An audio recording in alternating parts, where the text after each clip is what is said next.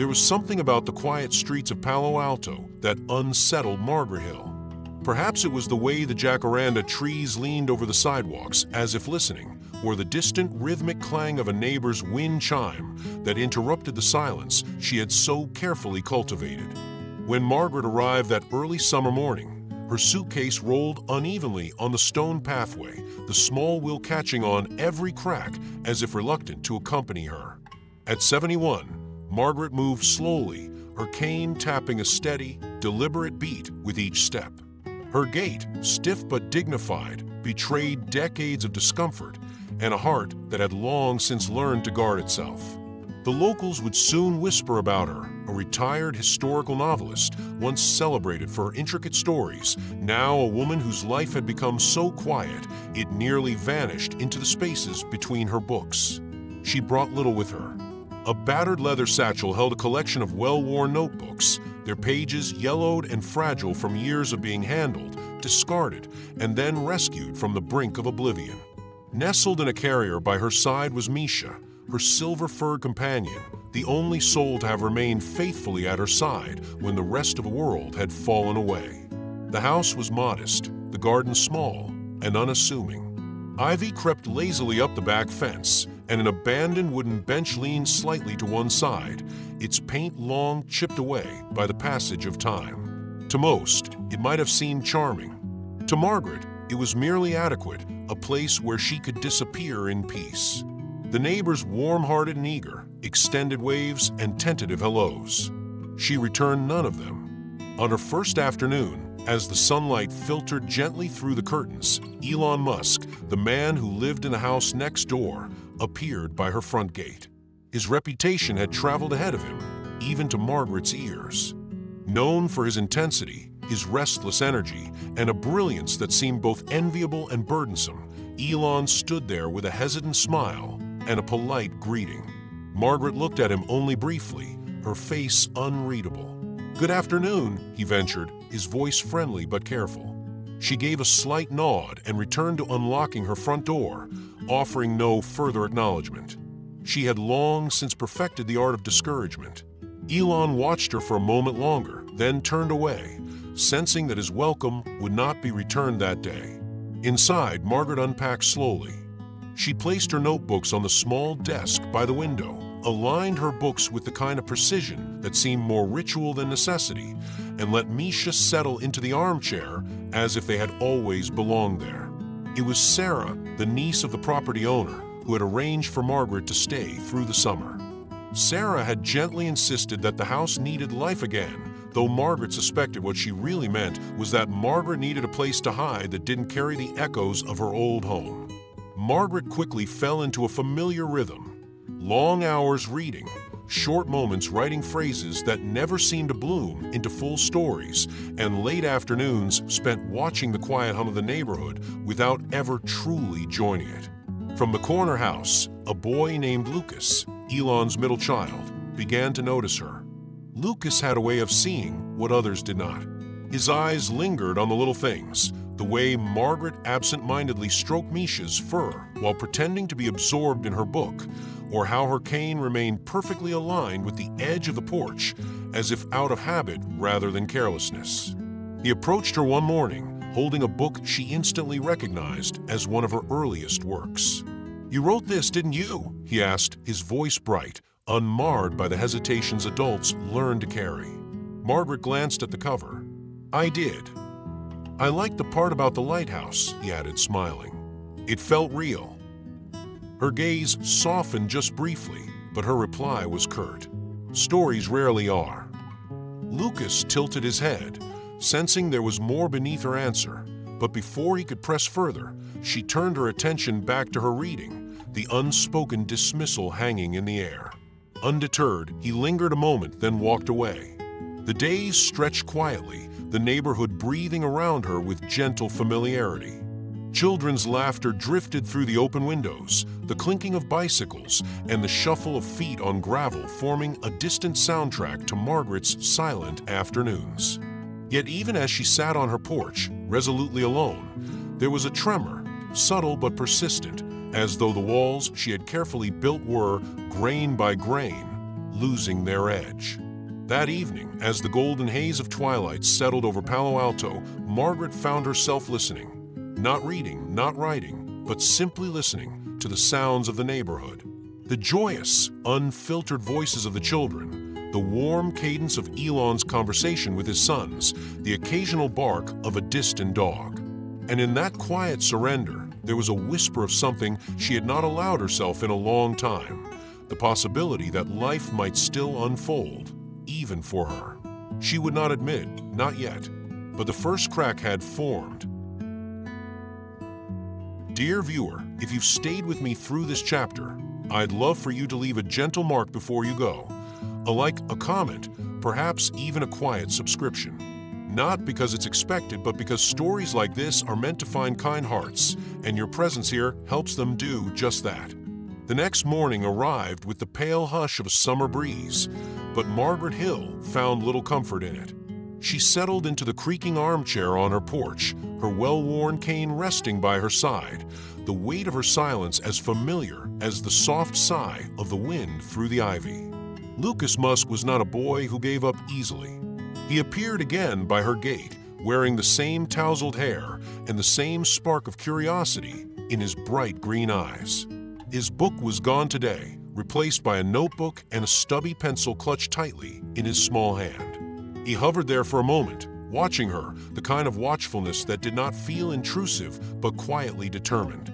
Margaret turned a page in the book resting on her lap, deliberately avoiding his gaze. "Excuse me," Lucas began, his voice steady despite the gentle tremble of anticipation. "I've been thinking, how do you know when a story is good?" Margaret's brow lifted slightly, just enough to register surprise at his persistence. "Stories are rarely good when they begin," she replied, her tone clipped but not entirely dismissive. "They are simply ideas. Shadows. It's not about knowing if they're good. It's about choosing to see what isn't there yet." Lucas squinted, processing her answer carefully. "You mean imagining things that aren't in front of you?" Margaret's lips tightened. "Something like that." For reasons she could not articulate, she did not send him away. Perhaps it was the steadiness in his voice, or the way his earnest questions cracked against the fortress she'd so carefully constructed. Elon appeared at the sidewalk, calling gently to his son. When Lucas hesitated, Elon crossed the distance himself, offering Margaret a warm but cautious smile. "Thank you for taking the time with him," Elon said, hands in his pockets, his words sincere but not overbearing. Lucas can be persistent, but he means well. Margaret's gaze flicked toward Lucas, then quickly back to Elon. "Children ask questions. That's not persistence. It's curiosity." Elon's smile deepened, a faint crease forming near his eyes. "Still, I appreciate your patience." Margaret didn't acknowledge the compliment. Instead, she adjusted the shawl draped over her shoulders and turned the conversation away, back to the open book in her lap. As Elon departed, Lucas lingered, clearly not ready to surrender. "Could you show me how to write a story?" he asked, the words falling out quickly, as though fearing she would cut him off. Margaret paused, her fingers gently brushing the edge of the worn page she had barely been reading. The question settled around her like dust in still air. Teaching him would mean time, involvement, risking the comfort of her distance. "Why do you want to write?" she asked, narrowing her eyes, genuinely curious despite herself. Lucas shrugged. "I think stories are like secret places. I want to build some of my own." For a brief, silent heartbeat, Margaret recognized something in his answer, a flicker from her own past, a memory of the first time she had thought the very same thing. "Come tomorrow," she said abruptly, closing her book. "I'll show you where to start."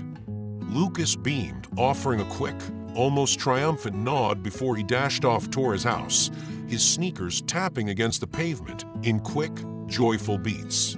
That evening, Elon returned, this time introducing his other sons.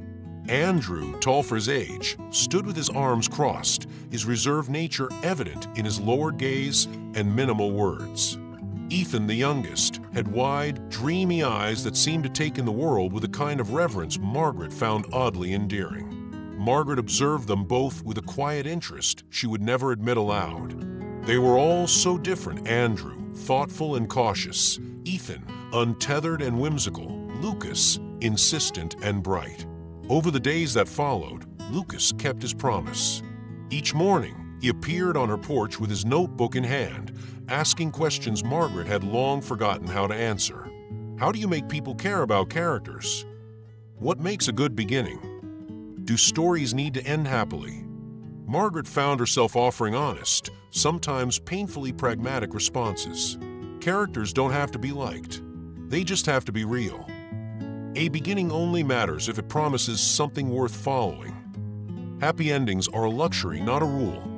The boy's questions pulled threads loose in her memory, unspooling moments she had sealed away, long afternoons when she had once taught someone else, long gone now, how to build a world from words. Elon watched the growing bond from a distance, often leaning against his porch rail, a faint, knowing smile on his lips. He never interrupted, but Margaret knew he noticed the softening in her voice, the way Lucas now ran toward her house with anticipation instead of hesitation. Daniel stopped by occasionally, always with a cheerful word or an invitation to some community event. Margaret kept him at arm's length, replying curtly, ensuring no expectations would be set. She was not ready for the rest of the world. Not yet. As the weeks passed, something shifted. Margaret began telling Lucas fragments of stories, unfinished pieces, small scenes that had no clear beginning or end. He listened intently, his pencil scribbling furiously, not to copy, but to understand. In his company, Margaret rediscovered the pulse of her own imagination, the rhythm that had fallen silent years ago. The neighbors, who had once regarded her house with caution, now waved as they passed. Some paused to exchange brief words, no longer seeing her as a stranger, but as someone returning to the edges of community life. One afternoon, as Lucas read aloud his first short story, a whimsical tale about a boy who could talk to trees, Margaret felt something unexpected: pride. She allowed herself the smallest smile, and Lucas caught it. "You liked it, didn't you?" he asked, his grin wide and waiting. Margaret exhaled, the ghost of a laugh brushing past her lips. "It was a beginning," she said, her voice softer than usual. "And beginnings matter." That evening, as Misha curled by her feet and the sun dipped low behind the rooftops, Margaret sat at her desk. Her pen, untouched for years except for grocery lists and idle doodles, finally met the page again. The first words came hesitantly, as though her own stories had waited patiently for her return. It was not much, but was more than she had expected. The quiet rhythm of Margaret Hill's days had begun to shift, though she hardly noticed it at first. What began as reluctant lessons with Lucas Musk now unfolded with a subtle, unexpected ease. Where she had once corrected him with sharp, efficient comments, she now lingered on his questions, offering thoughtful explanations that carried more warmth than she intended. Lucas arrived each morning with a new notebook, his pencil worn from use, his green eyes alight with anticipation. Margaret found herself looking forward to his visits, though she kept this fact tightly guarded. One morning, Lucas presented his first story, a short, whimsical piece about a cat named Misha who could understand human speech, but only responded to those who truly listened. Margaret traced her fingers over the handwritten pages, her gaze softening. The story was clumsy in places, but it sparkled with sincerity. "You have a good ear for wonder," she said, her voice quieter than usual. Lucas beamed, his chest rising with pride. "I think Misha's really smart. She probably knows lots of secrets." Margaret allowed a faint smile. Cats usually do. The lessons continued, not just in writing, but in the art of noticing. The way the breeze lifted leaves at the edge of the porch, how a story's rhythm could mirror the sway of a tree. Margaret guided Lucas through it all, though she suspected he was guiding her too, in ways neither of them fully understood. Elon's invitations became more frequent. One afternoon, he approached her porch with a familiar softness. "Would you join us for dinner tomorrow?" he asked. "Nothing fancy, just the boys and me." Margaret's instinct was to refuse, to cling to the familiar refuge of solitude. "I don't make a good dinner guest," she said, her tone firm but lacking the sharpness it once held. Elon chuckled gently. "There's no grading rubric, Margaret. It's just a meal." Still, she declined. The idea of sitting at someone else's table, of stepping that far into another life, unsettled her more than she wished to admit. Daniel passed by later that day, dropping off a bag of fresh bread from a local bakery. "You know, people would like you if you let them," he said, not unkindly. "There's more here for you than just the porch." Margaret thanked him with a nod, but made no promises. She wasn't ready to be part of a neighborhood. Not yet. One morning, as she picked up a few items at the small mercantile around the corner, Margaret encountered Susan, a young woman with a bright red apron and a patient, deliberate way of bagging groceries. Susan, with her thoughtful pauses and careful hands, greeted Margaret with a wide, genuine smile. In years past, Margaret might have rushed through the interaction, avoiding eye contact, saying only what was necessary. But now, perhaps softened by Lucas' steady questions, she paused. "Thank you, Susan," Margaret said sincerely. "You packed them perfectly." Susan's eyes lit up. "I like to make sure the bread doesn't get squished." Margaret found herself smiling, not out of obligation, but because Susan's earnestness touched something she hadn't felt in a long time. Elon appeared later that week, this time with a different request. "The boys want to have a picnic in the park on Saturday. Would you come? Maybe tell them a story?" Margaret's refusal hovered on the edge of her tongue, but instead of retreating, she surprised herself. "All right," she said quietly. "I'll come." At the park, the sun filtered gently through the trees, casting patches of dappled light over the blankets spread on the grass. Margaret sat beneath the shade of an oak, her cane resting by her side. Elon's boys gathered around her, Lucas, eager and ready, Andrew, listening from a comfortable distance, Ethan, his wide, dreaming eyes fixed on her. Margaret began to tell them stories, tales of hidden gardens, of cats who guarded secret libraries, of explorers who found their way home through unlikely friendships. Her voice, though still steady and measured, carried a warmth she had not allowed herself in years. Children from other families drifted closer, drawn by her calm cadence and the quiet magic of her words. Neighbors who once glanced past her porch now offered soft smiles and brief greetings. Over the following weeks, Elon's boys visited Margaret often. They brought drawings, scattered ideas, and new story beginnings. Andrew, once distant, now occasionally lingered to ask her thoughts on his sketches. Ethan, with his quiet wonder, loved to sit beside Misha, gently stroking the silver-gray fur as if the cat were the keeper of ancient tales. Margaret invited Lucas to start something bigger, a complete story, something that would stretch beyond a few pages. "It's time for you to write something that takes courage to finish," she told him. Lucas accepted the challenge with an eager nod, his pencil already poised. Misha became more than a companion.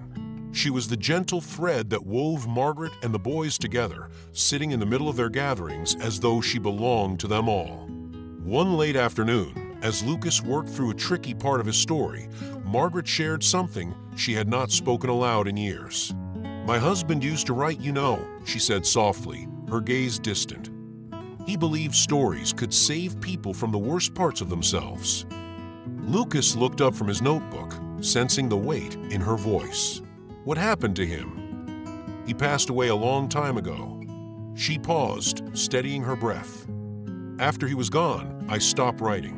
It felt pointless without him." Lucas was quiet for a moment, his small hands folding his notebook closed. "Maybe you just needed to find a new reason." Margaret felt the truth of his words settle in her chest like the softest ache. She brushed a strand of hair from her cheek, her hands trembling just slightly. As the evening light settled over her small house, Margaret sat at her desk, surrounded by the sounds of life just outside her window. The distant laughter of Elon's sons, the faint rustling of leaves, the soft purring of Misha at her feet. She realized quietly and without ceremony that it had been days since she had felt the familiar pull to retreat, to isolate, to silence the world. Something within her had begun to shift, slow and deliberate, like the gentle unwinding of tightly bound string. And for the first time in years, she did not feel the urge to stop it. There was a quiet shift in Margaret Hill's life that even she could not deny. What once felt like a distant neighborhood, a place to pass through without leaving footprints, slowly began to feel less foreign, less temporary.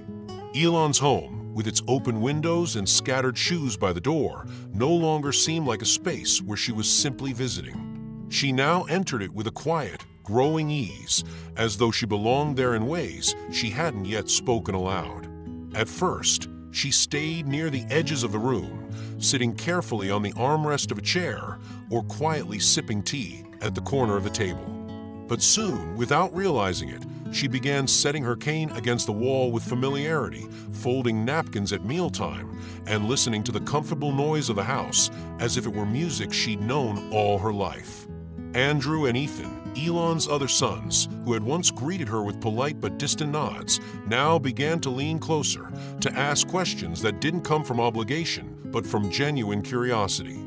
Andrew, the reserved teenager, would carefully show her his sketches, quick pencil lines of trees, faces, and moments, and listen intently as she offered small, encouraging suggestions. Ethan, the youngest, with his wide, wondering eyes, loved to sit near her feet, building tiny imaginary worlds with his toys as Margaret told him quiet stories to fill the silence. She and Lucas developed an unspoken rhythm. Mornings were for writing, Margaret guiding him through the delicate construction of sentences, helping him find the heart of his stories. Afternoons were for walking slowly at her pace through the quiet streets and shaded parks of Palo Alto. It was during those walks that she taught him to see what others miss, the way sunlight softened the edges of an old fence, how ivy climbed with quiet determination, how even the cracks in the pavement told stories of time. But life, as it often does, folded tenderness alongside its trials. One evening, Margaret noticed that Misha, her quiet, silver-gray cat, was not herself. The soft rhythm of her breathing had grown shallow, her once curious gaze now dulled with fatigue. A knot formed in Margaret's chest, sharp and immediate. The boys, especially Lucas, grew worried as Misha's condition worsened. They visited daily, bringing her small bowls of milk, their faces tense with a seriousness usually reserved for grown men. Margaret tended to Misha with unwavering devotion, her hands careful, her voice steady, as she whispered comfort the cat could not understand but surely felt. The fragility of it all, how easily life could flicker, wrapped around her like an old, familiar ache. One evening, as they sat together on Elon's porch, he spoke quietly, as though the dusk itself were listening. Raising them alone, it's a joy, but it's also exhausting, he admitted, his voice carrying the weight of years he rarely shared. Some days, I feel like I'm building something I don't know how to finish. Margaret understood that feeling too well. She turned her gaze toward him, softening in a way she didn't often allow. I know what it's like to lose your way halfway through the story, she said, and how hard it is to pick up the pen again. Their silences became comfortable, their confessions quietly folded between sips of tea and long pauses, as if they both knew that neither of them needed grand declarations. They simply needed someone to listen. Misha's recovery was slow, but she began to improve. When her breathing steadied and her appetite returned, a soft wave of relief passed through the house. The boys cheered, and even Elon, who had remained cautiously optimistic, allowed himself to hope. Margaret found Misha curled by her side once more, and she realized how deeply the little creature had anchored her to this place, to these people. With Lucas by her side, Margaret began to write again, not in hesitant fragments, but with purpose. Inspired by their shared afternoons, she returned to the project she had abandoned long ago. The words came carefully at first, but soon they found their rhythm, as though they had been waiting for her all along. Daniel, passing by one day with a warm loaf of bread, noticed the change. "You've been writing," he said with a quiet grin, as though he had known she would find her way back to it. Margaret simply nodded, not yet ready to name what was growing inside her. On a late afternoon, As the sun painted the sky with the softest gold, she sat across from Elon on the back steps of his house. The boys played in the yard, their laughter rising and falling like the breeze. Margaret's voice was steady, but tinged with something raw as she spoke. When my husband passed, the stories left with him. I tried to write, but the words just disappeared. I convinced myself it was because he was gone, but maybe it was because I left too. Elon's gaze lingered on her, thoughtful. We all get lost in our own ways. His own walls softened, his voice lowering as he admitted, there are days I feel like I'm failing them. The boys. Like I'm here, but not fully present. Margaret looked at him, her hazel eyes touched by the weight of shared vulnerability. Maybe that's why we cross into other people's stories, to remind each other that we're still writing. For the first time, Margaret allowed herself to imagine something she had carefully resisted, a life that did not have to be lived in isolation. The streets of Palo Alto no longer seemed like unfamiliar passages. The houses, the gardens, the ordinary routines, they now hummed with quiet belonging. That weekend, as the boys tumbled across the grass in Elon's backyard, Margaret sat nearby, her cane resting on the garden bench. Elon was beside her, watching his sons with soft amusement. The sunlight settled warmly over all of them. When Andrew cracked a rare joke that sent Ethan into a fit of giggles, Margaret laughed, truly laughed, not the reserved, polite sound she often allowed herself, but something deep and full that surprised even her. In that moment, surrounded by the steady pulse of life, Margaret realized something simple but profound. She was no longer standing outside the story. She had stepped fully into it. The words came easier now. Each morning, Margaret Hill sat at her desk by the window, her pen gliding across crisp, clean pages that no longer frightened her. The silence of the room, once suffocating, had softened, becoming a companion rather than a barrier. Lucas's questions, his careful listening, his boundless curiosity, they had reopened a door she thought had long been sealed. She had not written this freely in years.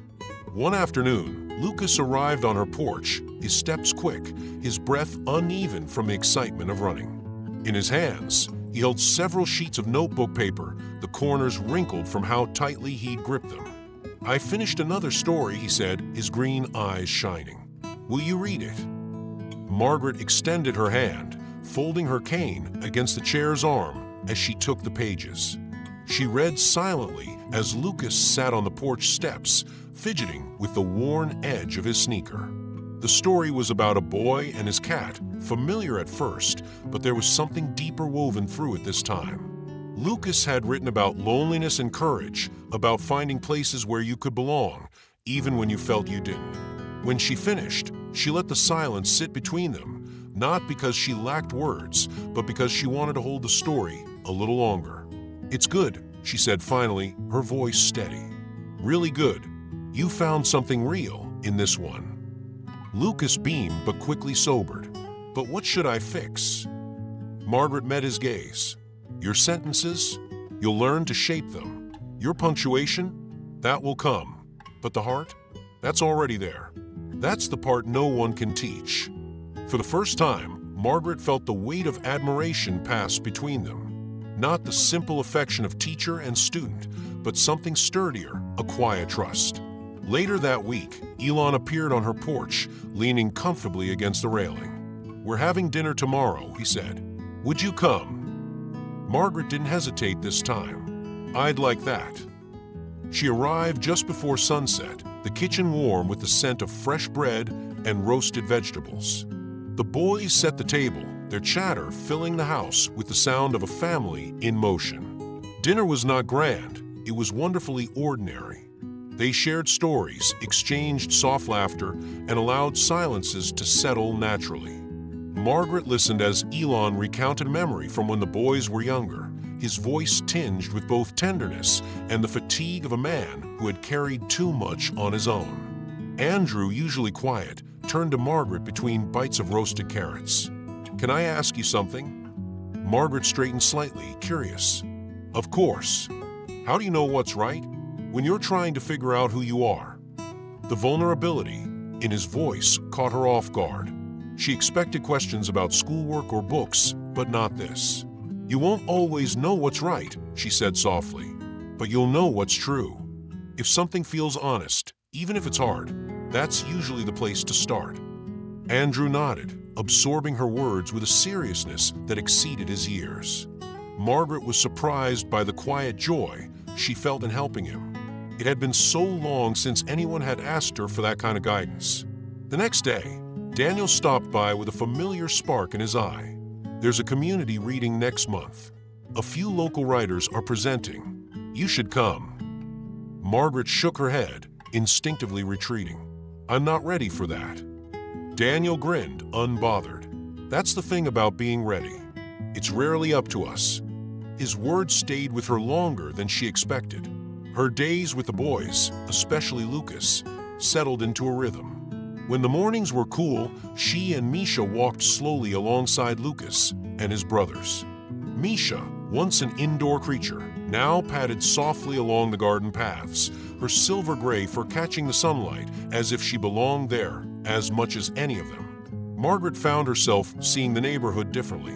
The streets she once hurried through now invited her to linger. The sound of children playing, the low hum of conversation from open windows, these had become the steady background to her life. One evening, as they walked back from the park, Elon gently suggested, "Your writing is strong again. Have you thought about sending it out?" Margaret hesitated. "I'm not sure anyone's waiting to read me anymore." Elon smiled. "Does that matter? Maybe you're the one who's been waiting." She mulled over his words as she returned home, sitting at her desk and carefully pulling out the old pages she had long buried in the drawer. The manuscripts, the notes, the unfinished stories, they no longer frightened her. Bit by bit, she began organizing them, smoothing out creased pages, revisiting forgotten drafts. It felt like uncovering a version of herself she'd nearly abandoned. Lucas continued working on his longer story, a project Margaret encouraged with equal parts praise and challenge. She urged him to push through the moments when the words wouldn't come, to sit with the discomfort of unfinished sentences. "You can't rush it," she told him. "Writing is as much about waiting as it is about doing." Their time together deepened in those quiet lessons where words were only part of what they shared. The rest was built in the spaces between, the soft trust that grew without needing to be named. Her friendship with Elon shifted, too. It was not grand or dramatic, but it became something steady, something Margaret began to lean into without fear. There were small gestures, a shared cup of tea, the way their conversations lingered past sunset, the way their silences became comfortable instead of strained. One afternoon, as the sunlight stretched lazily across the garden, Margaret sat beneath a tree with her notebook open on her lap. Misha curled beside her, her steady breathing matching the quiet pulse of the day. Margaret's hand moved across the page without hesitation. The words came not from a place of urgency, but from a peace she had not known in years. The garden was simple, soft grass, a few scattered flowers, the distant sound of the boys playing, but felt like the most honest place she had ever written. And as she worked, a thought settled in her chest with quiet certainty. She was no longer writing to escape. She was writing to stay. The season unfolded softly, as though the world had decided to slow down just for Margaret Hill. The once unfamiliar streets of Palo Alto now felt like part of a quiet map she had been slowly, carefully redrawing. Her steps, though measured by the steady rhythm of her cane, no longer carried the hesitance they once did. The invitation to the community picnic had arrived on a small handwritten card tucked into her mailbox. Months ago, she would have dismissed it without thought. This time, she read it twice, her fingers lingering on the gentle loops of Daniel's handwriting. And so, on a sun-drenched afternoon, Margaret found herself settling onto a checkered blanket beneath the wide arms of a sycamore tree. The park hummed with soft laughter, folding chairs, and the scent of lemon bars and fresh bread. She wasn't on the outskirts this time. She was there among them. Lucas sat cross-legged beside her, his notebook clutched in both hands, his cheeks flushed with excitement. He had been practicing his story aloud all week, reading it to Misha, to the wind, and now, finally to a small, attentive circle of neighbors and friends. When he began to read, his voice was steady but bright, each word carrying the earnest weight of someone who had written from his truest place. Margaret watched him, her gaze steady, her heart full in a way she hadn't anticipated. As Lucas's story unfolded, a tale of a boy who found a magical garden where the flowers whispered secrets to those who took the time to listen, Margaret felt something tender rise within her. She had helped him find those words. She had helped him see the magic that others overlooked. And in doing so, she had quietly found a piece of herself again. When Lucas finished, the small crowd applauded with genuine warmth. His brothers beamed, and Elon, standing a few steps away, caught Margaret's eye with a look of quiet gratitude. After the gathering, Andrew approached her, his usual guardedness softened by curiosity. "Could you help me with a school essay? It's about failure, actually, and how people grow from it. I don't know where to start." Margaret nodded, feeling the delicate trust tucked inside his question. "Failure's not where stories end, Andrew. Sometimes it's where the most honest ones begin." They worked together over the next few days, sitting at her kitchen table, surrounded by scraps of paper and half-filled mugs of tea. Andrew was thoughtful, deliberate, and slowly his ideas began to take shape, grounded in a voice that was fully his own. Meanwhile, Ethan, with his boundless imagination, asked Margaret for stories just for him. "But they have to be magic stories," he insisted, his green eyes wide with certainty. "Ones no one else knows." So Margaret began to create enchanted worlds just for Ethan, stories of hidden doors in tall trees, of brave cats who guarded secret tunnels beneath the city, of old women with canes who could speak the language of birds. With every tale, Margaret's creativity rekindled, not in the pressured way of her old life, but in the gentle, playful rhythm of connection. Daniel, always nearby with a knowing smile, watched the changes quietly. "You're not the same woman who arrived here, Margaret," he said one afternoon as they passed each other on the sidewalk. "You've let the neighborhood in, and we've been lucky for it." She offered him a smile in return, one without the practiced restraint she had worn for years. "I suppose some walls aren't meant to hold forever."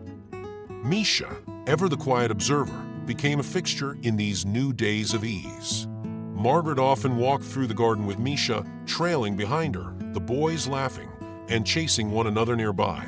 Sometimes Misha would curl in the grass while the children played, her silver-gray coat catching the sunlight as she dozed. On one such afternoon, Lucas paused beside Margaret, his face thoughtful.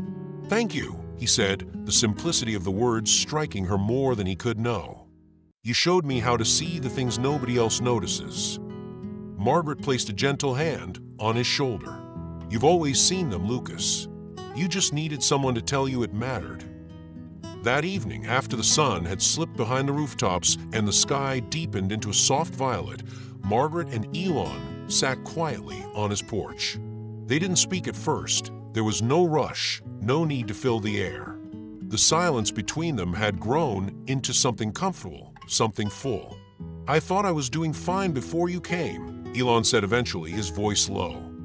"But I wasn't. It was a kind of lonely I didn't know how to name." Margaret's gaze drifted to the garden, where the boys' toys were still scattered in the grass. "I know that kind of lonely." Elon's voice softened. "It's better now. Having you here, it's better for them. And for me." There were no grand declarations between them, only the quiet acknowledgement that the spaces they once filled alone were now gently shared. Margaret realized then that the ache she had carried for so long had lessened, not because she had forced it to, but because the weight of being truly seen had begun to lift it. That night, in the soft light of her study, Margaret opened a new notebook, a fresh beginning. She had written many stories in her life, but this one would be different. This one would be about starting over, about finding home in places you didn't expect. It would be about belonging. And as the fire crackled in the living room, she gathered the boys around her, Lucas, Andrew, Ethan, and told them stories.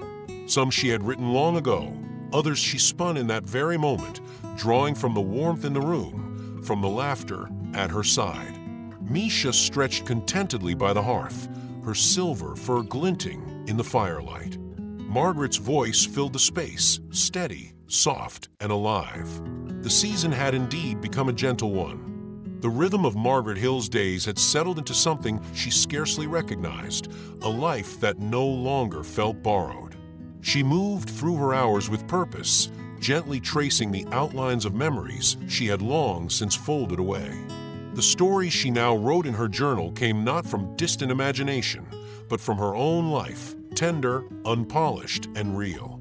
One crisp morning, as golden lights spilled across the edge of the porch, Lucas appeared, notebook in hand as always, though today his mind seemed elsewhere. "You should write about the magic in Palo Alto," he said, his voice casual but thoughtful. Margaret paused, her pen resting just above the page. "Magic." Lucas grinned. "Yes, the kind you can't see unless you look for it.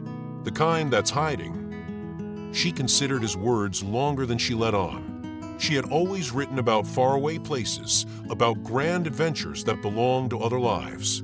But this suggestion felt closer to something she had been circling but never dared to capture.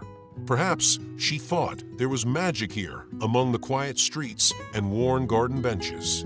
Perhaps some stories didn't need distant kingdoms. Perhaps some magic bloomed exactly where you stood. But as the days continued, life, with its inevitable currents, brought Margaret to the edge of another kind of chapter, one she had hoped would not come so soon. Misha, her faithful silver-gray cat, began to falter. Her steps grew slower. Her appetite waned. The spark in her watchful eyes dimmed, little by little, like the soft flicker of a candle nearing its final breath. Margaret noticed each change with a heavy stillness, her heart tightening as she folded blankets for Misha's resting spot, as she coaxed her to drink water with trembling fingers. This time, Margaret knew, this time was different. The weight of the coming goodbye pressed into her bones, but unlike the grief she had fled from in the past, this one, she resolved, she would face. Elon noticed the quiet strain settling over her. One evening, as they sat on the porch wrapped in the soft hush of twilight, he reached across the small table between them and covered her hand with his. "You don't have to carry this one alone," he said simply, his voice low, steady. Margaret looked at him, the walls she had once so carefully guarded now gently worn away by time and presence. "Thank you," she whispered, and it was not the kind of polite gratitude she once used. It was full and honest. Lucas, too, felt the shifting season. He began sitting beside Misha every afternoon, reading aloud from his stories, as if the rhythm of his words might anchor her a little longer. Together, they created a quiet ritual. Margaret, Lucas, Andrew, and Ethan all gathering around Misha with soft hands and gentle voices, offering her comfort as her breaths grew slow and shallow. When the day came, calm, tender, almost suspended in time, Misha passed as the morning sunlight crept across the wooden floors of Margaret's home. She was not alone. She was wrapped in their quiet love. Margaret cradled her softly, her tears warm but not frantic, her breath measured as she whispered, "Thank you for staying." The ache of losing Misha was undeniable, yet Margaret found herself able to rest in it, to let the grief wash through her without pushing it away. This time, she did not run. This time, she stayed. The boys, led by Lucas, gathered stones from the garden and painted them in soft colors. They built a small memorial beneath the lilac tree, a place where Misha had often slept in the sun. Margaret watched them, her throat tight, her chest both heavy and full. Later that evening, she opened her journal and began writing about Misha, not just about her final days, but about the years they had shared, about the quiet company the cat had offered her through seasons of loneliness. The words came freely, each one holding a piece of tenderness she had once been afraid to put on the page. Elon's invitation came softly, like so much else between them. They sat side by side on the porch, the silence between them now something they welcomed rather than filled. "You don't have to leave after summer," he said, his eyes focused on the small garden the boys were tending. "You could stay. This could be home if you want it." Margaret's breath caught, not because she was startled by the offer, but because it had begun to feel true even before he spoke it. She had come to Palo Alto expecting a season of solitude, expecting a borrowed house and temporary days. And yet, as the leaves rustled gently in the soft breeze, she realized that she had stopped measuring her time here. She had stopped thinking of it as borrowed. It was perhaps becoming hers. In the quiet that followed, Margaret's heart settled into a new rhythm, one she would follow. That night, she opened a fresh notebook, the spine crisp, the pages untouched.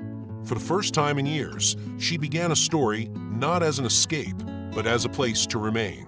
She titled it simply, The Magic in Plain Sight. And beneath the title, she wrote for Lucas, because it was his question, his quiet challenge, that had brought her back to herself. Margaret's hand moved steadily across the page as the soft sounds of the house settled around her. The distant voices of the boys, the subtle creak of floorboards, the comfort of Elon's quiet presence just beyond the doorway. Her story, it seemed, was no longer waiting. It was unfolding here and now, in the very life she had thought she had left behind. The quiet hum of the cafe felt familiar as Margaret Hill waited at a small corner table, her cane resting against her chair, her bag carefully positioned at her feet. She had not seen Harold Benson in over a decade, her former editor, a man known for his gentle candor and his rare ability to see stories where others saw silence. When he finally walked in, his hair a little grayer but his stride still purposeful, Margaret felt an unexpected warmth rise in her chest. They greeted each other with an awkward hug, the years briefly dissolving. "I hear you've been writing again," Harold said, his eyes sharp with curiosity. Margaret slid a modest stack of pages across the table. "It's different this time. More here." He read as they sat in silence, the cafe's background clatter fading as he turned each page slowly, carefully. When he looked up, there was no hesitation in his voice. "It's beautiful, Margaret. You've written something real, something that breathes." His validation settled over her like sunlight. She had not come seeking permission, but hearing it from someone who had once believed in her, someone who still did, mattered more than she expected. As the weeks passed, her days filled with steady, gentle rhythms. Lucas wrote with new confidence, his stories now stitched together with imagination and heart. He proudly shared his work, unafraid of missteps, open to Margaret's honest suggestions. "Writing," she reminded him one afternoon as they sat beneath their familiar tree, "is as much about listening as it is about telling. Listen to your characters. Listen to yourself. Some stories take their time." Lucas nodded, his boyish energy settling into rare focus.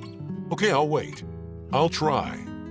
In those moments, Margaret realized she had become something she never intended, a steady voice in someone else's story.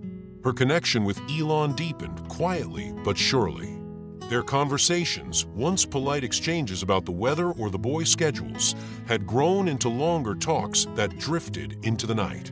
They spoke of their fears, their worn-out dreams, and the quiet ache of starting over later than they thought they would. One evening, as the sun cast its final golden lines across the porch, Elon sat beside her, their shoulders just barely touching.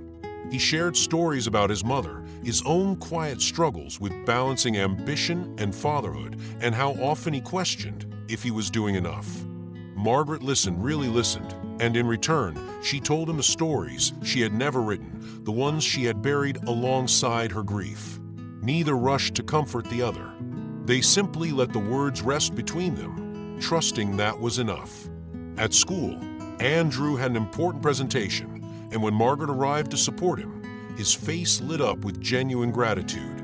Seeing her there, someone who wasn't obligated to show up but did anyway, meant more to him than he could express. In quiet corners of the neighborhood, Margaret continued to build bridges. She gently encouraged Susan, the kind-hearted young woman from the market, to start writing her own memories. "Even small stories matter," Margaret told her. "Sometimes they're the ones that last." They began meeting weekly, sharing tea and words in soft, unhurried conversations. The web of connection grew, each encounter weaving Margaret more deeply into the fabric of the community.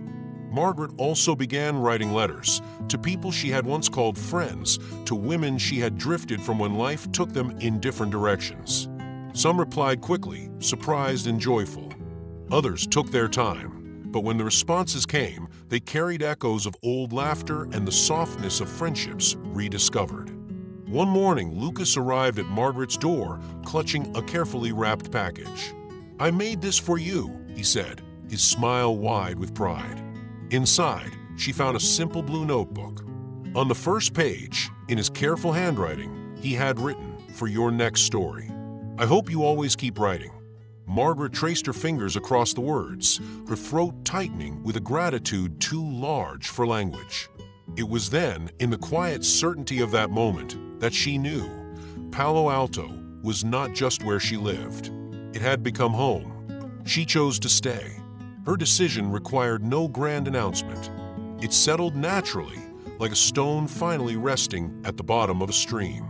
Elon's expression when she told him was soft and steady. Their shared glances had long since shed their hesitations. There were no rushed declarations, just the quiet comfort of knowing they had chosen to build something enduring together. Margaret's new book, The Magic of Palo Alto, was published with Harold's help. When the first copies arrived, the community gathered in the local park to celebrate. Neighbors who once barely noticed her now approached with easy familiarity, thanking her for telling a story that felt like their own. They embraced her as one of them, not as a visitor, but as someone who belonged. Her words rippled through the streets, stirring others to tell their stories. The market owner, the school librarian, even Susan, all began to write, to remember, to share. Margaret never sought to be known. She only wanted to write honestly. But now, she realized that the stories she had written were quietly helping others find their own voices. In the golden light of late afternoon, Margaret and Lucas walked side by side through their familiar path, the sound of their steps blending with the soft rustle of the trees. "What should we write next?" Lucas asked, his green eyes alight with curiosity. Margaret smiled, her cane tapping gently against the pavement. "Let's see what the day gives us." They continued walking, their conversation folding into laughter, their imaginations already spinning new worlds from the ordinary streets they had learned to call their own. The stories, she realized, would never really end. They would simply keep growing. The house on Sycamore Street no longer felt temporary. Margaret Hill had stopped counting the weeks since she'd arrived in Palo Alto. She no longer moved through the rooms like a guest, no longer kept her belongings half-packed. She placed her books on the shelves as if they belonged there. Fresh flowers found their way into the kitchen, and the small garden out back, once neglected, began to bloom under her quiet care. What had once been a resting place was now home. Margaret's days found a gentle rhythm. She gathered neighbors and new friends on quiet Saturday mornings, forming a small writing circle in the sun-dappled community hall. They came with notebooks filled with hesitant lines and half-forgotten memories, drawn to the tender space she created, a space where their stories mattered. Lucas was always there, perched at the edge of his chair, his notebook clutched in eager hands. When he finally read his first finished story aloud to the group, a tale inspired by Misha, full of whimsy and courage, Margaret watched him with a quiet swell of pride. His voice, once tentative, carried steady through the room. The applause that followed wrapped around him like sunlight, and his bright green eyes met Margaret's in a silent exchange that needed no words. The writing circle grew into something more than lessons. It became a family of shared voices. Susan came faithfully, her simple stories about life at the market touching everyone with their gentle honesty. Neighbors lingered longer after each meeting, exchanging memories as if they were gifts. And within those walls, Margaret felt herself belong, not as a visitor, not as a figure on the edge, but as someone deeply woven into the fabric of this place. Her life with Elon's family unfolded naturally, like a river finding its course. She became part of the boys' routines without anyone marking when it began. Breakfasts sometimes stretched into quiet conversations on the porch. Evenings found her helping with homework or simply sitting nearby as the boys played. One afternoon, Andrew, whose teenage silences had always seemed unbreakable, approached her as she tended to the garden. "Do you think it's okay to not know what you want yet?" he asked, his gaze down, his foot absently nudging a stone. Margaret set her gardening gloves aside and looked at him, her voice soft but certain. "It's not just okay, Andrew. It's honest. Most people pretend they know. You're brave enough to admit you don't." A flicker of relief crossed his face, and in that moment, Margaret understood the quiet responsibility she had stepped into, not just as a friend, but as someone who might help these boys hold steady as they grew. Her conversations with Susan became treasured pauses in her week.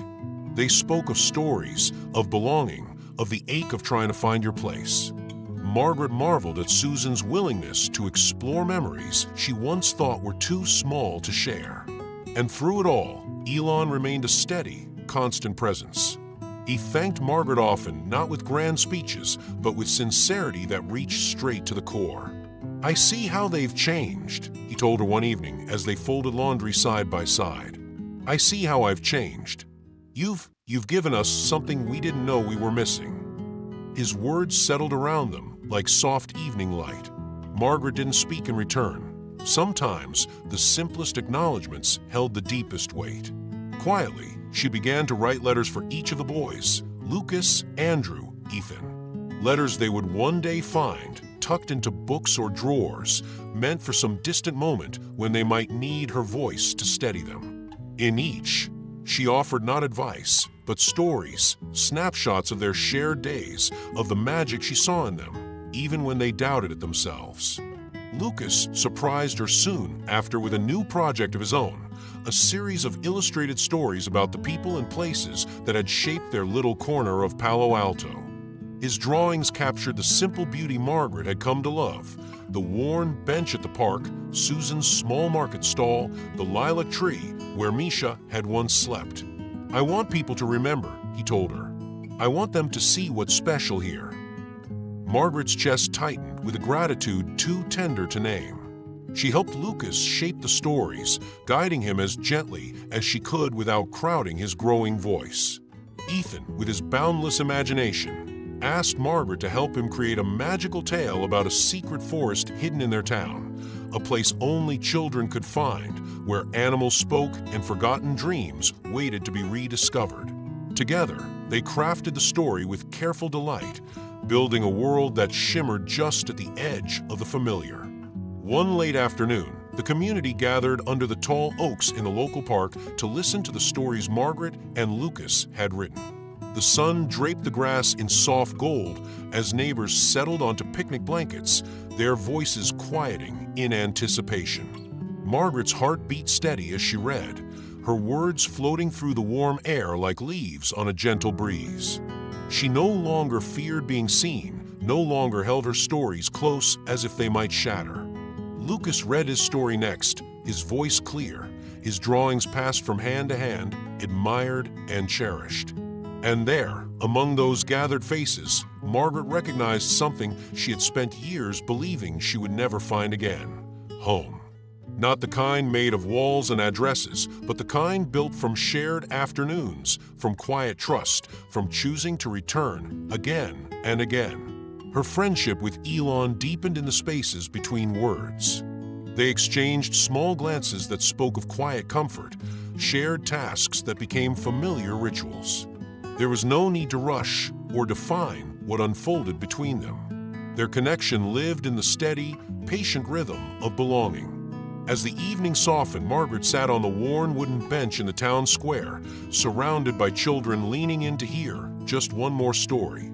Their laughter and wide-eyed wonder encircled her, and she felt her heart rest in a place it had long forgotten. Her stories, like her life, were no longer borrowed. They had taken root. And as she read, her smile lingered, not the guarded smile of a guest, but the warm, unhurried smile of someone who had finally come home. One quiet morning, as golden light slipped through the lace curtains, Margaret Hill found herself sifting through a small wooden chest she had barely touched since her arrival in Palo Alto. Dust clung to the worn edges, and the scent of old paper rose as she lifted the lid. She hadn't been looking for anything in particular, perhaps just a thread of memory, but buried beneath loose photographs and faded letters was something she had nearly forgotten: a manuscript. Its pages, yellowed with time, trembled faintly in her hands. She had started it years ago, long before her life had unraveled, and had abandoned it, certain it no longer belonged to her. As she read the familiar lines, Margaret felt the soft pull of the story's unfinished edges. Yet now, something was different. The story called to her again, but this time, it asked to be seen through new eyes, through the life she had built here. Later that day, Lucas found her at the kitchen table, the manuscript carefully spread before her. His green eyes, always curious, sparkled as he asked, "What are you writing, Margaret?" "It's an old story," she said, almost to herself. "But maybe it's not finished yet." Lucas, now so comfortable in her world, asked if he could read it.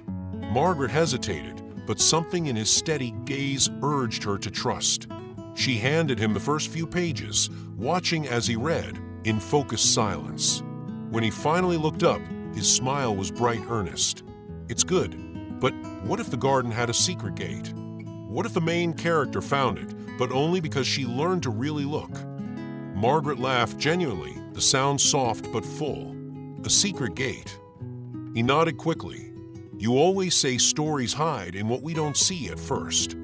It became their shared project, Margaret's story, now braided with Lucas's ideas, his illustrations filling the margins, his questions pulling her into corners of the narrative she had never explored. Together, they stitched past and present into something beautifully whole. When she confided this to Elon one evening, as they sat side by side on the porch, he smiled, his expression tender. "You should publish it," he said quietly. "Let it be part of your story now. It deserves to be." Margaret looked at him, the warmth in his voice wrapping around her like a soft shawl. She nodded, knowing he was right. She reached out to Daniel soon after, inviting him to step closer into their community, not just as a neighbor, but as someone who could help shape its gatherings, its quiet celebrations. "Would you help me organize a small event?" she asked. "Something simple for the new book." Daniel, always the one gently nudging her toward connection, readily agreed.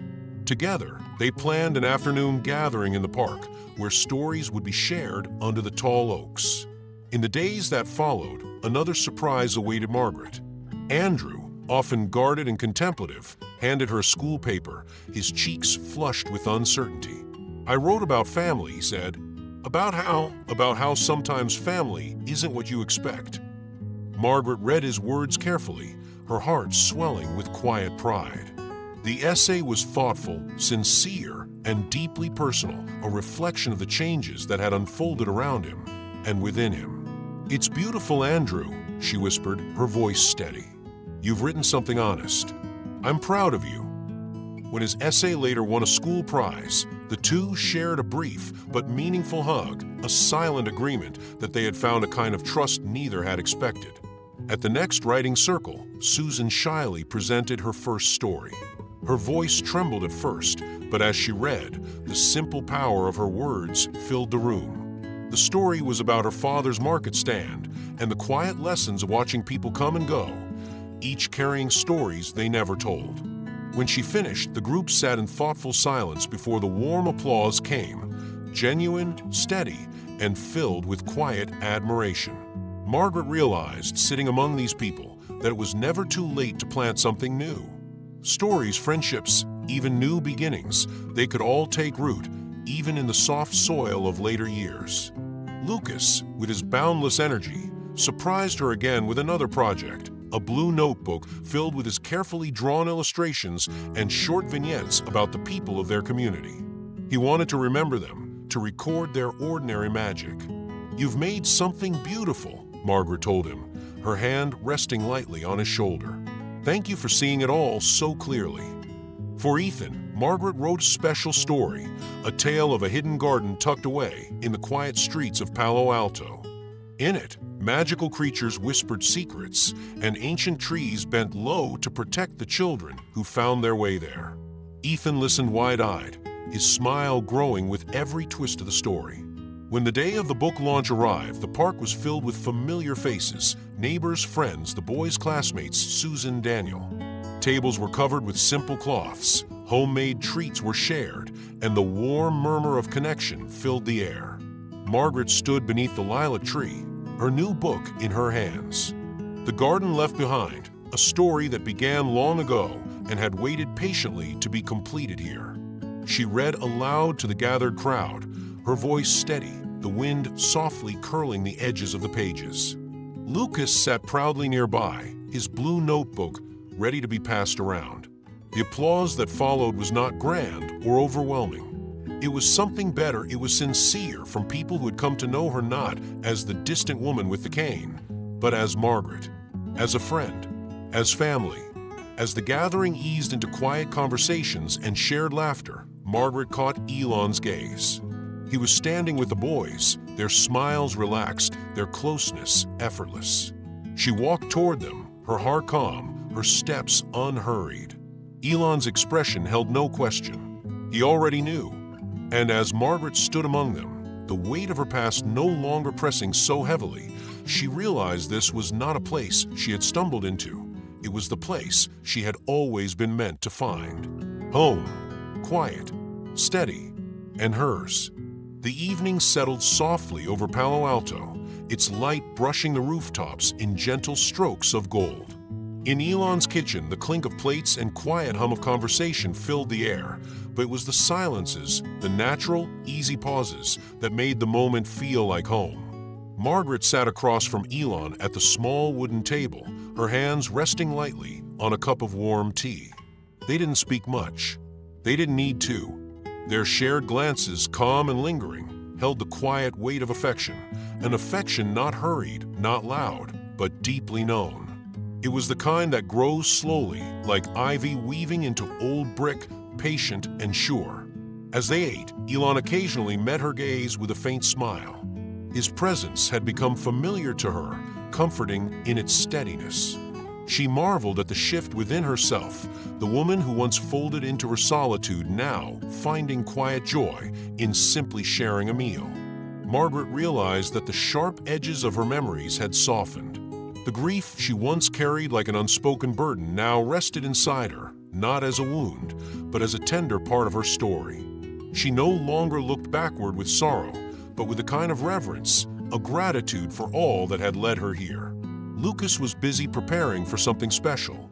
For weeks, he had carefully collected his stories, the ones they had written together, the ones he had bravely written on his own. He had asked Margaret if he could present them at the next community gathering, and her answer had been a soft, unwavering yes. The day of the event arrived, and the park was alive with the sound of neighbors reconnecting, children's laughter weaving between the trees, and stories unfolding in every corner. Margaret watched from the sidelines as Lucas stood before the gathered circle, his green eyes sparkling with a mixture of pride and nerves. When he began to read, his voice was steady, his hands firm on the pages. His stories, some whimsical, some tender, captured the spirit of the people around him, their quiet kindnesses, their overlooked magic. As he read, Margaret felt a warmth rising in her chest, not sharp like the pride she had known in the past, but something softer, more enduring. This boy, who had once tiptoed around her silence, now stood strong within his own voice. The gathering stretched into the afternoon, transforming into a vibrant exchange of memories and laughter. Margaret, who would have once sat apart, found herself amid the playful energy, even joining in simple games with the children. Her cane tapped gently beside her as she moved, but she no longer saw it as a sign of her distance.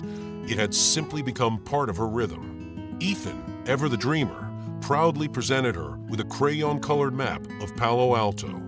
In it, streets curled like secret pathways, gardens shimmered with imagined creatures, and in the corner, near a tiny illustrated house, he had drawn her, Margaret, the guardian of stories, smiling with her notebook in hand.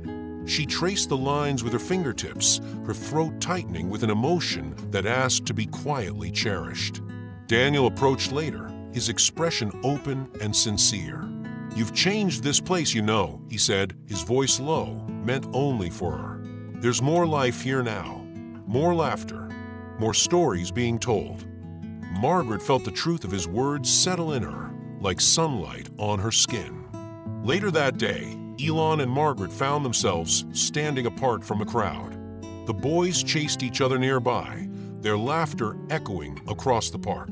Without speaking, Elon reached for her and drew her into an embrace, steady, unhurried, and impossibly warm.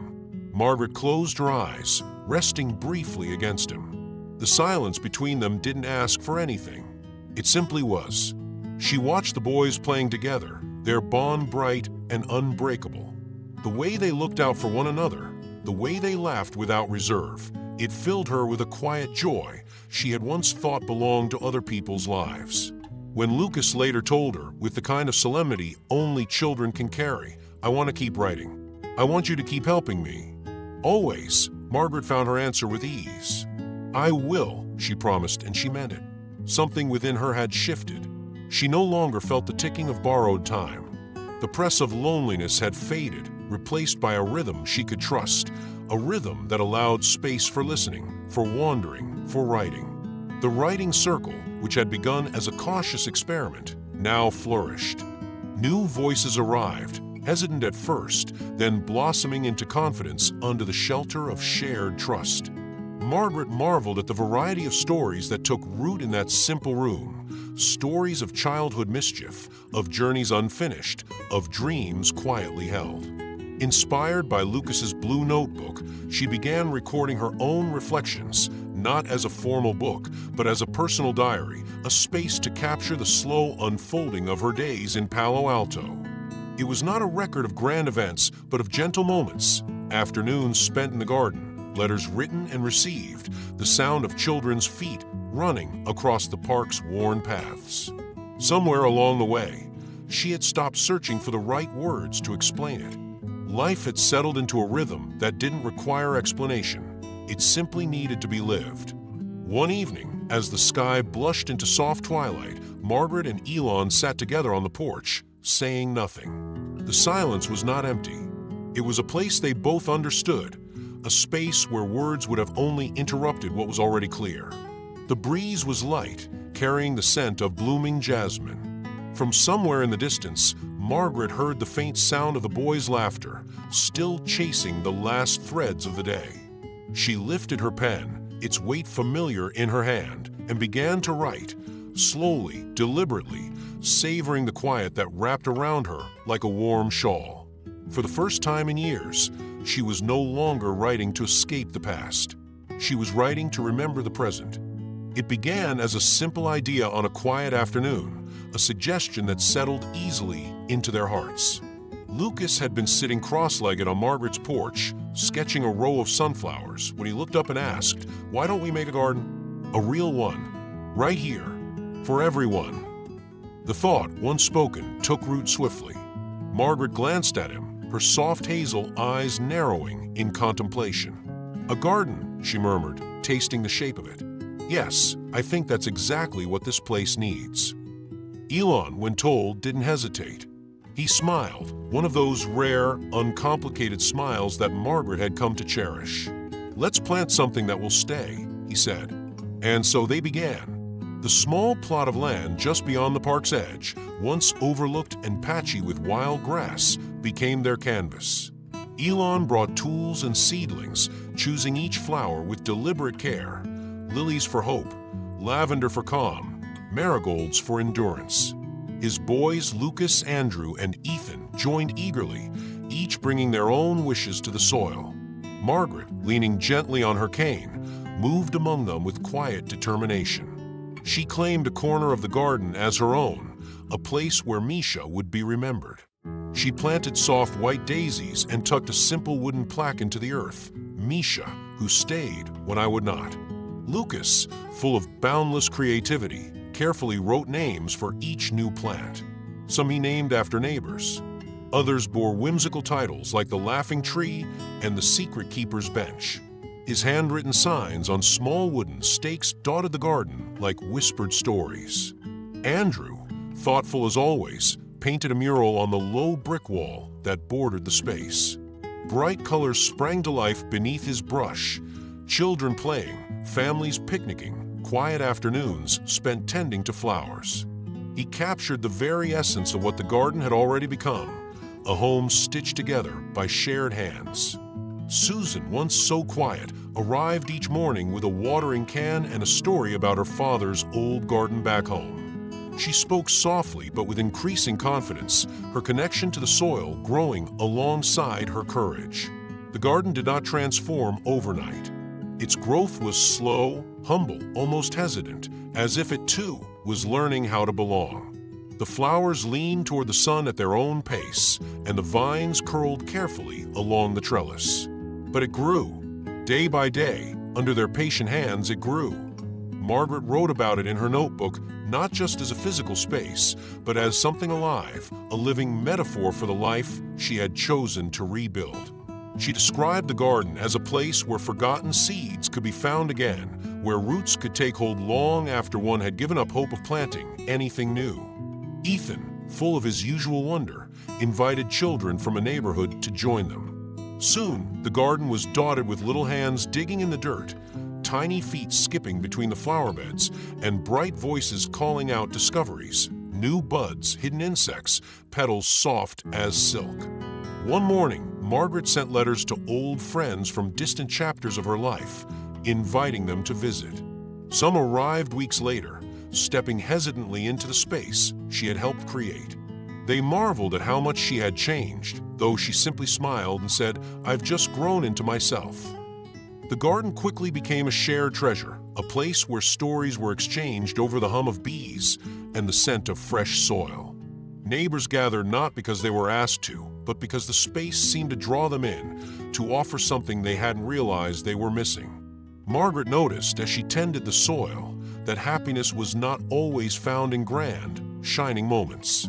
Sometimes it sprouted quietly in the soft press of dirt beneath fingernails, in the steady work of watering, in the silent companionship of those kneeling beside you.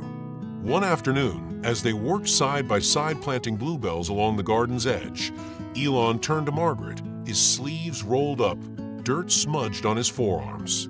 "These are the days," he said simply, "the ones that matter. I used to think the big milestones would define me, but now it's these afternoons. The sun, the dirt, the quiet company." Margaret paused, her gloved hands resting on the soil. "Yes," she said softly, "the days that ask for nothing but our presence." Their conversation drifted into comfortable silence, a language they had come to understand. As the season deepened, the garden bloomed with layered meaning. It was no longer just a patch of green. It was a living memory of Misha, a home for Lucas's signs and stories, a mural of Andrew's quiet courage, a space for Ethan's wonder to stretch wide. On the final day of planting, the whole community gathered. There was no official ceremony, just shared tools, warm smiles, and the quiet rhythm of people working side by side. Margaret looked around, her heart settling into an ease she had rarely known. Lucas was laughing as he rearranged his signposts. Andrew stood proudly near his mural, explaining its details to a curious neighbor. Ethan chased butterflies between the flower beds, his voice light as he called to his friends. Susan knelt nearby, humming as she gently patted the earth around a new sapling. And Elon, steady present, caught Margaret's eye from across the garden. His expression was soft, full of that unspoken understanding that had come to rest comfortably between them. Margaret's cane leaned against the wooden bench as she carefully lowered herself to sit, letting the warm breeze brush against her skin. Her notebook rested on her lap, but she did not yet open it. She simply watched as the boys laughed, as neighbors chatted, as flowers trembled gently in the breeze. This was what they had built, not quickly, not by accident, but slowly, through time and choice and care. And here in this patch of earth, the quiet truth unfolded. The most beautiful things grow when no one is in a hurry. The garden, now blooming in quiet abundance, had become more than a place. It had become a living testament to their days, a canvas where time left soft traces. It was on one of these calm mornings, as Margaret sat beneath the oak tree, that she began to write letters, letters meant not for the present, but for the boy's distant tomorrows. She chose her words carefully, folding them into the gentle rhythm of her thoughts. Each letter carried the weight of her affection, and the hope that someday, when their hands were larger, their steps more certain, they would unfold her words and feel her near. One letter for Lucas, filled with stories of his wild imagination and the strength of his curious heart. One for Andrew, written with quiet admiration for his patience and his thoughtful gaze. One for Ethan, light and playful, wrapped in the wonder that colored his every word. Margaret sealed the letters carefully, tying them with soft ribbon. She handed them to Daniel with a trusting nod. "Keep these," she said. "Give them to the boys when the time feels right, not before." Daniel accepted the task with the solemnity it deserved, understanding that some gifts are meant to wait. It didn't take long for Lucas to discover the project. Curious as ever, he spotted Margaret tucking a freshly written note into her notebook and asked what it was.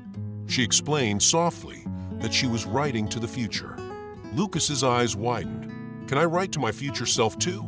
Like messages I'll read when I'm older?" Margaret's lips curved into a genuine smile. "Of course you can. I think that's exactly the kind of story worth writing." Together, they set up a small wooden box in the garden where Lucas would leave his letters, some sealed, others left open, like half-whispered wishes. Margaret gently encouraged Andrew to write as well, suggesting he focus not on what had passed, but on what he hoped to keep alive in Palo Alto. Andrew's writing came slowly, his thoughts unfolding like careful brushstrokes, but when he finally shared his letter, it was a quiet promise to protect the stories, to keep the garden growing, to preserve the moments that had made them a family. Ethan, too young to understand the permanence of letters, chose instead to create colorful cards, each scrawled with simple promises. "I will always water the blue flowers. I will tell stories to my friends. I will remember the secret bench." Margaret carefully collected Ethan's cards, pressing them between the pages of her notebook like the most delicate of petals. As she watched them, Margaret felt the pulse of time move not as a force to outrun, but as something to respect, to honor. She had spent years fearing time, resenting it for what it had taken. Now, she saw it as a gentle partner, an invisible thread that connected the days she had lived to the ones still to come. One evening, as the light slipped quietly behind the rooftops, Elon sat beside her, holding a small bundle of papers. They were his own letters, ones he had written to his sons when they were too young to read them. "I never showed them," he confessed, his voice low. "I wasn't sure if they mattered then, but now I think maybe they will." Margaret carefully unfolded one, her eyes moving slowly over his handwriting. They were tender words, filled with hope and vulnerability, a father's quiet conversation with the years ahead. "They matter," she said softly, pressing the paper back into his hand. "They always did." The idea of leaving written pieces of themselves behind began to spread through their little circle. The community writing group, now steady and vibrant, decided to create a mural of memories within the garden. Small envelopes and open notes were pinned along a simple wooden frame near Andrew's painted wall. Some were anonymous, others signed with trembling handwriting. Visitors from neighboring streets began to leave letters of their own, adding layers to the growing tapestry. It became a place of reverence where people paused to read, to remember, to feel seen.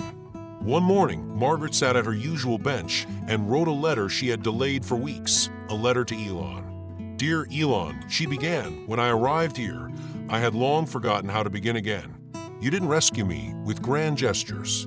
You rescued me with quiet invitations, with dinners, with silences, with your presence. You reminded me that it's not too late to belong.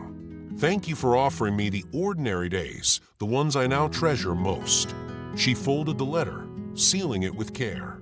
It would find its way to him in time. Lucas, proud of his growing stack of letters, eagerly read some of his words aloud to Margaret.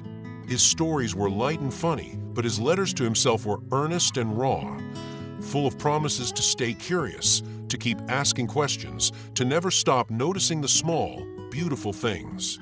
Margaret listened with a soft ache in her chest, moved by his sincerity, by the fearless way children trust the future. Andrew shared a new drawing, a dream of becoming an illustrator who would one day bring their stories to life in books that others could hold. His careful handwriting detailed his plans, the colors he would use, the gardens he would draw, the quiet spaces he wanted to protect. Margaret traced the lines of his drawing with her fingertips, her heart full. She returned to her own early stories that night, the ones written in solitude, in bitterness. She read them now with new eyes, with a gentleness she had never afforded herself before. They were part of her, but they no longer held her captive. The letters, dozens now, were carefully sealed and stored in a wooden box, a small treasure chest of memory and love. Margaret closed the lid softly, as if tucking them in. That evening, with the soft hum of distant voices floating through the garden, she wrote her final note for the day. The stories we guard, the ones we pass along quietly, are gifts for those who will come after us.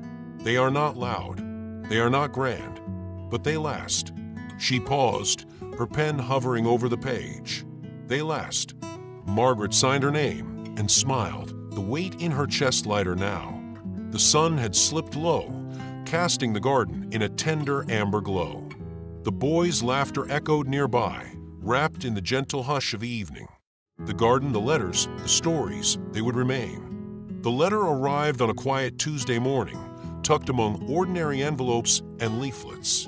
Margaret recognized the handwriting before she even opened it, a familiar script, slightly less steady than she remembered, but still unmistakable.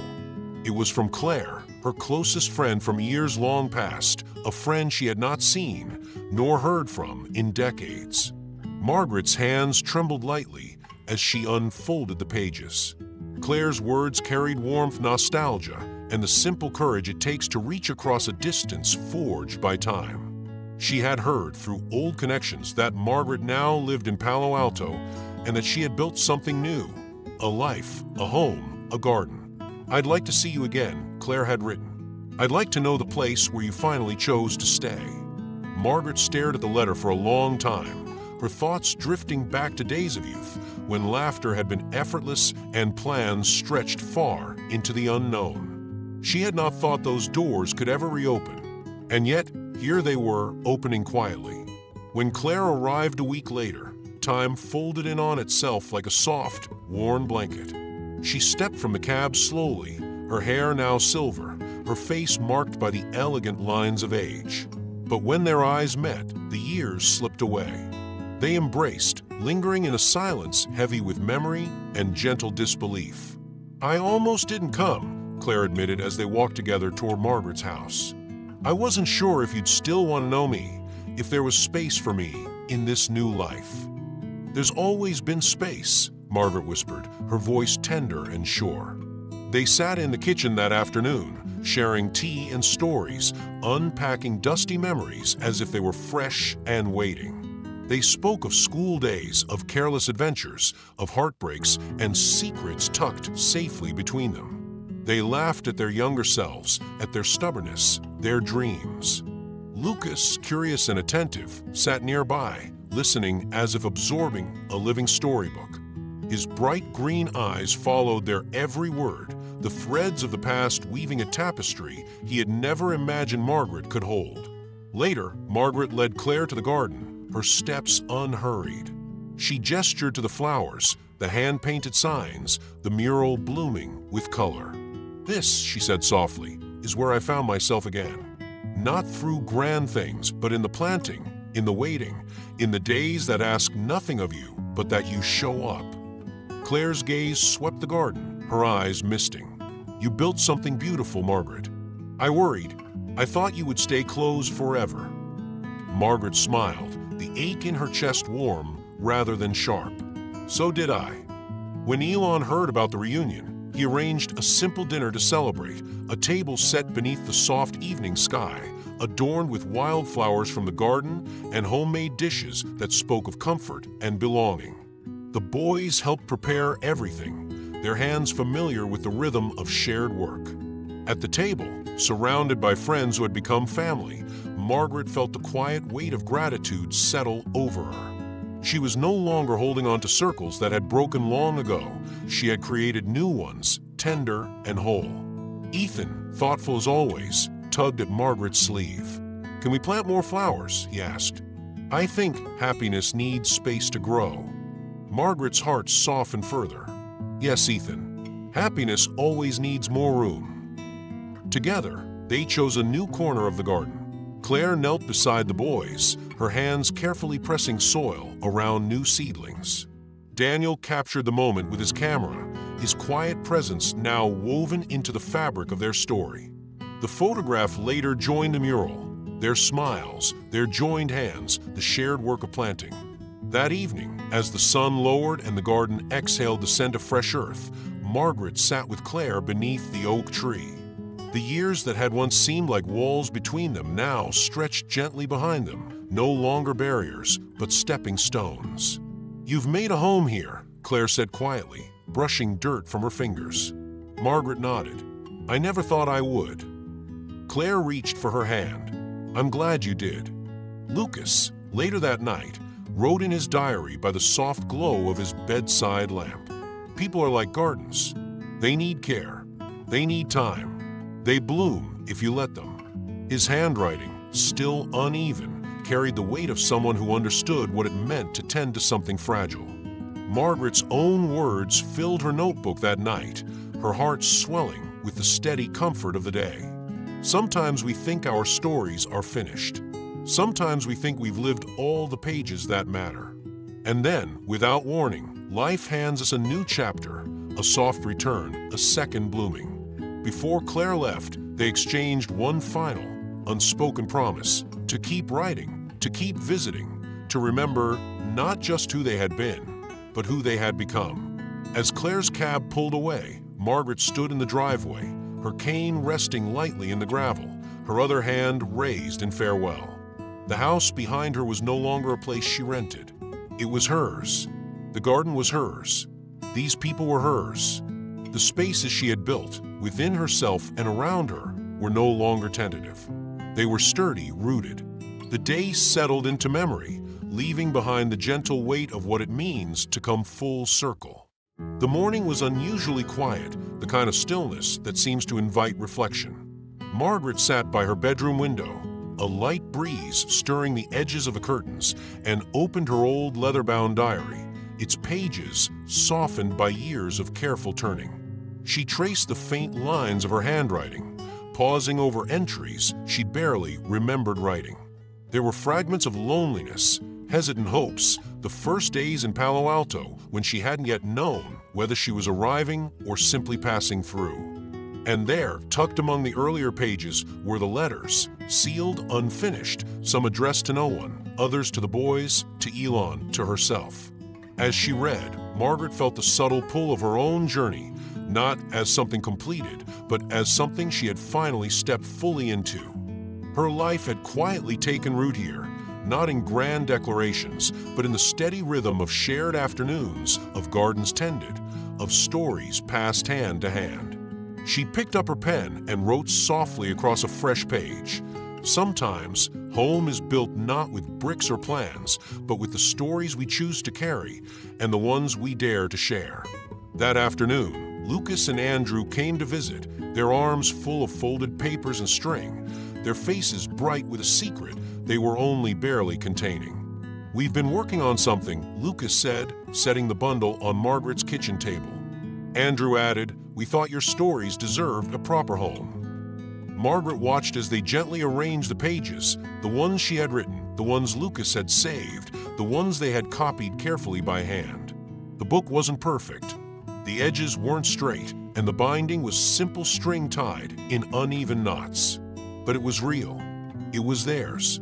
Ethan arrived moments later, proudly holding a painted cover, a simple drawing of the garden, the bench, and a small, soft-eyed cat sitting among the flowers.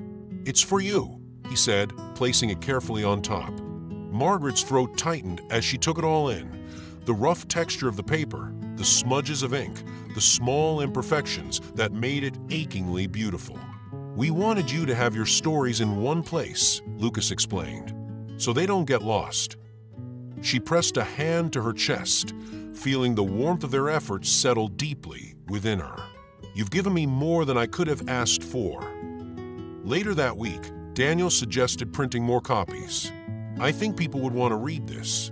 It belongs to the community now." Elon, standing nearby, nodded thoughtfully. "Maybe we could gift a copy to every new family that moves into the neighborhood. A welcome story." Margaret's eyes lit with quiet joy. "I'd love that," she said. "I'd love for these pages to belong to everyone." With Elon's help, the simple, hand-bound book was gently reproduced. A small run for the school, for the local market, for neighbors who had watched Margaret's story unfold, often from a distance, now eager to hold a piece of it. On the first page, Margaret wrote a dedication in her steady, elegant handwriting. For those still searching for a home, sometimes it grows slowly, quietly, but always in the right time. Lucas, brimming with pride, led the effort to distribute the books, carefully delivering them door to door, his face lighting up as he explained what they had created. The book found places on kitchen tables, on school desks, on the shelves of the neighborhood shop. People read it in their gardens, passed it to visiting friends, tucked it into picnic baskets.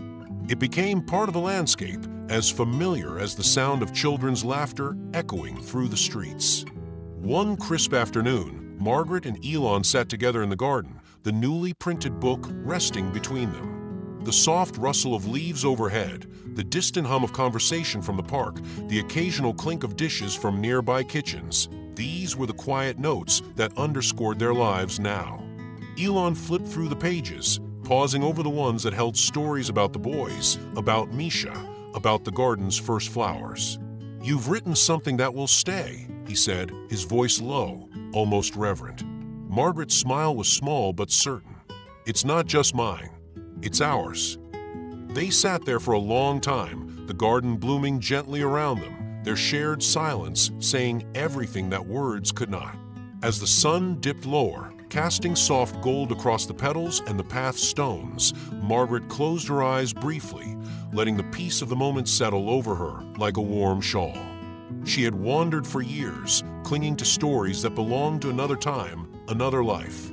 But here now, surrounded by pages that had grown from her own soil, she no longer needed to search. The story was alive. It would outlive her. It would find new readers, new hands, new hearts. And perhaps long after she was gone, someone would sit beneath the same oak tree, run their fingers over her words, and feel the quiet, steady pulse of belonging. And that, she thought, was enough. The edges of summer softened, like the final strokes of a brush against a fading sky. The warm air lingered, but the rhythm of the days had slowed, no longer rushing toward an ending. Margaret felt it in her bones, a quiet knowing. She was not leaving. Not this time. What once had been a house she rented now felt like a home she had grown into layer by layer. She no longer spoke of returning anywhere. There was no place she needed to return to. Her roots had settled here quietly as seasons passed over her. With gentle certainty, Margaret planned one last picnic for the summer, a gathering not of farewell, but of gratitude. She invited everyone who had stepped, even briefly, into the pages of her new life. The boys, Elon, Daniel, Susan, neighbors from a writing circle, and even friends from distant places who had visited the garden and left their stories among its leaves. The day of the picnic bloomed with soft sunlight. The garden hummed with laughter, the air sweet with the scent of fresh bread and blossoming lavender. Long blankets stretched over the grass, baskets filled with simple foods, ripe peaches, homemade sandwiches, lemon cake wrapped in wax paper. Lucas, carrying his newest stack of handwritten stories, called everyone's attention. His eyes sparkled as he read aloud tales of adventure and kindness, stories that, this time, were filled with familiar faces, neighbors, friends, people he passed on the streets. The community had woven itself into his imagination, and it warmed Margaret to see that he now understood what it meant to belong somewhere. Andrew, once reserved, displayed his drawings with quiet pride. The illustrations captured life as it unfolded in their garden, the crooked fence, the tall oak, children's shoes abandoned near flower beds, and soft portraits of people caught mid-laughter. The neighbors gathered around his work, offering words of admiration that Andrew accepted with a shy but growing confidence. Ethan, ever the thoughtful one, moved among the guests, offering small clay keepsakes he had shaped with his own hands. Tiny leaves, flowers, miniature benches, each piece a tender memory of their time together. Margaret watched as the adults, usually lost in their own hurried routines, knelt to accept Ethan's gifts with genuine smiles. Through it all, Elon and Margaret moved with quiet synchronicity. Their conversations were fewer now, not because words had diminished, but because they had reached a place where gestures, shared glances, and silent companionship carried more weight than language could. A touch on the arm, a look across the garden, the way they sat comfortably near each other, this was the language they spoke now. There were no goodbyes in Margaret's heart, only days that unfolded into more days, steady as the soil beneath her feet. She realized that life here had not rushed to claim her. It had simply waited patiently until she was ready to stay. That afternoon, the group planted a young tree at the far edge of the garden, a simple sapling that would one day grow tall enough to offer shade. Margaret prepared a small wooden sign, her handwriting firm and clear. For those who come later, there will always be space to bloom. Daniel, ever the quiet observer, captured the moment with his camera. The planting, the laughter, the way the sunlight caught on the boys' hair as they ran through the garden. Later, he would add these photographs to a new mural, one that now chronicled the story of the garden, the book, the friendships, and the slow, deliberate life they had built together. The garden pulsed with life, children's bare feet against soft earth, adults seated in half circles trading stories, the faint clinking of glasses raised in quiet toasts. The boundaries between neighbors, friends, and family had dissolved long ago. Margaret sat on the edge of a blanket, her cane resting nearby, her fingers busy on the familiar pages of her diary. She wrote, "The hurry has fallen away. Now, there is only time for what truly matters." As the sun drifted lower, painting the sky in muted golds and violets, Ethan climbed onto the bench beside her. "Margaret," he asked, his voice small but curious, "are you going to write forever?" She looked at him, her deep hazel eyes softened by years and by newfound ease, and smiled. "As long as someone is willing to listen, yes. Always." Ethan leaned his head against her shoulder, content with the answer. The day folded into a gentle evening, with the smell of fresh soil lingering in the air and the sounds of the garden settling into stillness. Margaret, Elon, Lucas, Andrew, and Ethan gathered on the wooden bench beneath the newly planted tree. They sat close, not out of necessity, but from a natural pull toward each other. Their eyes turned skyward, watching as the colors deepened, as the first stars peeked through. No one rushed to leave. No one needed to speak. Margaret's hand rested lightly over Elon's. It was not a grand gesture, but it was enough, a quiet anchoring, a small circle closed. In the soft hush of that evening, Margaret understood something simple, yet profound. Stories, like seasons, never really end. They drift, they change shape, they find new soil. And the story they had written together here would not be lost. It would linger, it would grow, and it would wait patiently for others to arrive and carry it forward. For the first time in many years, Margaret was not waiting for the next place, the next chapter. She was already home. The early mornings in Palo Alto had taken on a different hue. There was a quiet certainty in the way Margaret Hill now approached each day. Gone were the restless scribbles and impatient silences of her past. In their place, she found something slower, richer, a rhythm that spoke not of urgency but of belonging. Her pen moved steadily across the first page of a new notebook. This book would not chase deadlines, nor would it seek validation. Margaret was writing a story about the seasons she had lived, not only the summers, autumns, and springs of the earth, but the seasons of her own heart.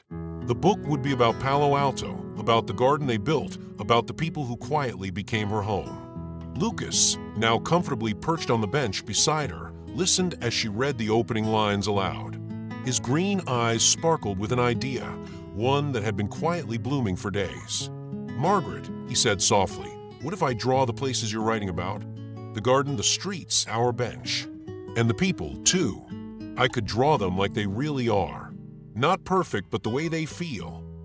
His suggestion landed on her heart with the warmth of the morning sun. She looked at him, not as the boy who once lingered at her gate, but as someone deeply stitched into the fabric of her life.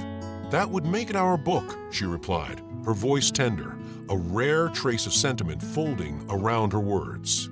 Elon, who had quietly joined them, smiled at the sight of the two collaborators. He sat across from them, his posture relaxed, a coffee cup cradled loosely in his hand. "Take your time with this one," he said to Margaret, his tone both light and deliberate. "Write because you love it, not because the world is waiting." For the first time, Margaret believed she could. There was no rush to finish, no race to be heard. She could simply write. Elon's presence beside her, steady and patient, was a quiet permission to move at her own pace. Andrew, ever observant, joined the growing project with his own contribution. He sat with Margaret one afternoon and shared small, unassuming stories from his childhood, forgotten walks, games with Lucas, the first tree they planted with their father. He trusted Margaret with these memories, offering them as if he knew they would find a soft place to land between her pages. Ethan, with his boundless curiosity, approached Margaret during one of their quiet garden afternoons.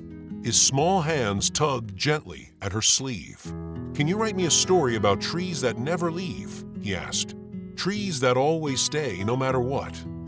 The question, innocent and profound, stayed with Margaret long after Ethan had scampered away to chase the wind. She would write that story for him. She promised herself, a story about the quiet, enduring things that hold us together. As the days passed, Margaret realized she was not simply writing another book, she was tending to a legacy. One that did not belong solely to her, but to the lives that had folded into hers. The roots they had planted together in this small corner of Palo Alto would stretch beyond the pages. The writing group at the community garden continued to grow. New faces appeared, teenagers eager to capture fleeting thoughts, older women with stories hidden beneath quiet smiles, men who rarely spoke but began to bring notebooks. The garden became a sanctuary not just for growing flowers, but for growing voices. Margaret carved out a new nook beneath a flowering tree, a place where anyone could sit and write or simply read in the company of the wind. She brought 2 wooden chairs, a small table, and left a stack of blank pages for whoever might need them. It became a cherished place. Children gathered there to share tales of imagined worlds. Adults lingered to read each other's sentences aloud. The garden was alive with soft conversations, with the rustle of leaves and the scratch of pens. Daniel, never without his camera, captured these small, luminous moments. He assembled a new album for the local school, a visual record of what had blossomed here. In each photograph, the warmth was unmistakable. Laughter, quiet reflection, a boy reading beneath a tree, a woman writing with her cane leaning against the bench. One afternoon, Margaret received a letter, its handwriting immediately familiar. It was from an old friend, someone she hadn't heard from in years. Her friend had read The Magic of Palo Alto and recognized herself within its gentle folds. "I saw me," the letter read, "in the girl who always believed stories could bring us home." Margaret pressed the letter to her chest and allowed herself to feel its full weight. She had not written merely for herself. Her stories had found their way back to those who once knew her. Lucas, always watching with quiet wisdom beyond his years, summarized it best one day as they sat beneath the blossoming tree. "The strongest roots grow slowly," he said, and in silence, "but they never really leave you." His words settled into her like truth. That evening, as the sun draped the garden in honeyed light, Margaret placed her diary, pages brimming with years she could finally hold with tenderness, into Elon's hands. "This," she said, her voice steady yet vulnerable, "is for you. It's everything I didn't know how to say out loud." Elon's fingers brushed over the worn cover with reverence. He didn't speak immediately. His silence was not absence, it was depth.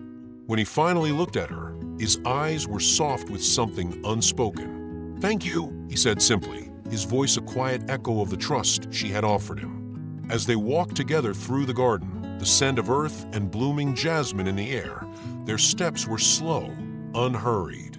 There were no more walls between them, no more seasons to wait for. The time they shared was now theirs, woven into the soil, the pages, the pauses they no longer needed to fill.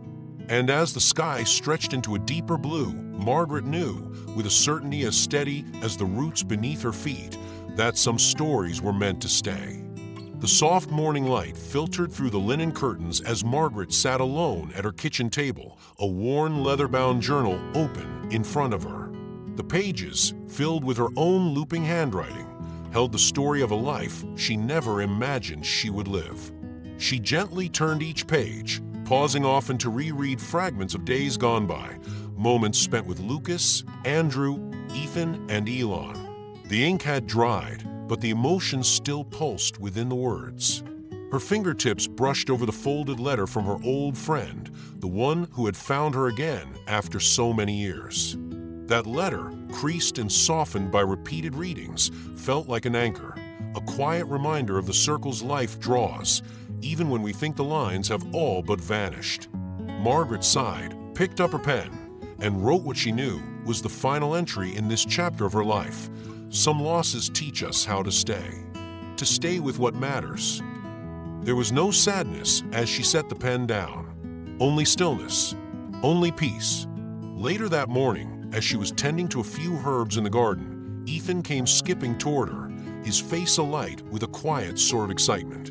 In his small hands, he held a bundle of tiny tree seedlings, their roots wrapped delicately in soft cloth.